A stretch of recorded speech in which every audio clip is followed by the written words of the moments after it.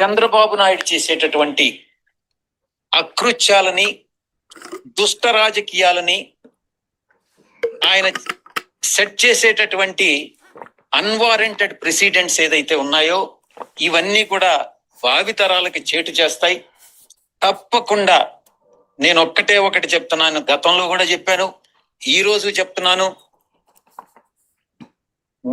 నేనంటూ తిరిగి రాజకీయ రంగ ప్రవేశం చేస్తున్నాను, మీడియాలో ఎంటర్ అవుతున్నాను. చంద్రబాబు నాయుడిని డెఫినెట్ గా ఎండగట్టి తీరుతాను.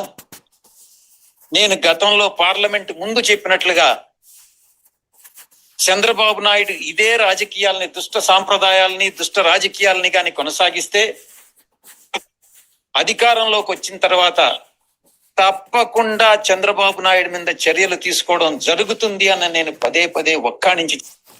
సార్ ఏంటి సార్ విజయసాయి రెడ్డి గారు ఆయన పొలిటికల్ దిశ మార్చుకున్నారా కంప్లీట్ గా? మొన్నటి వరకు వైసీపీ టార్గెట్, ఇప్పుడు చంద్రబాబు నాయుడు గారు ఏకంగా ఈయన అధికారంలోకి వస్తే ఆయన మీద చర్యలు తీసుకుంటామని కూడా చెప్పేస్తున్నారు. ఏమనుకోవాలి ఈయన ఆలోచనని? అంటే ఒకటి, ఆయన సాధారణంగా ఏంటంటే ఒక స్థాయికి వెళ్ళిన వ్యక్తికి ఆ స్థాయి దిగిన తర్వాత అది జీర్ణించుకోవడం కొంచెం కష్టం. ఇప్పటికి కూడా ఆయన భావన ఏంటంటే జగన్మోహన్ రెడ్డి అసలు అధికారంలోకి రావడానికి తను కారణం, పార్టీ పెట్టడానికి తను కారణం, ముఖ్యమంత్రి కావడానికి తను కారణం, తనను పట్టించుకోకపోవడం వల్లనే జగన్మోహన్ రెడ్డి దిగిపోయాడని కూడా ఆయన ఫీల్ అవుతుంటాడు. తను అంత ఇది అనుకుంటారు.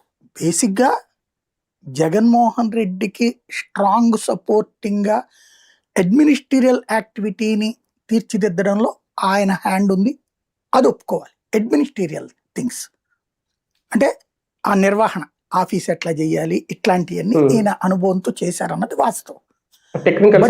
Technical support. బట్ అది కాదు, జగన్ అనేటటువంటి వ్యక్తి ఇస్ ఇమాజినరీ. అంటే తనకు ఒక ఇమేజ్ ఉంది సొంతగా.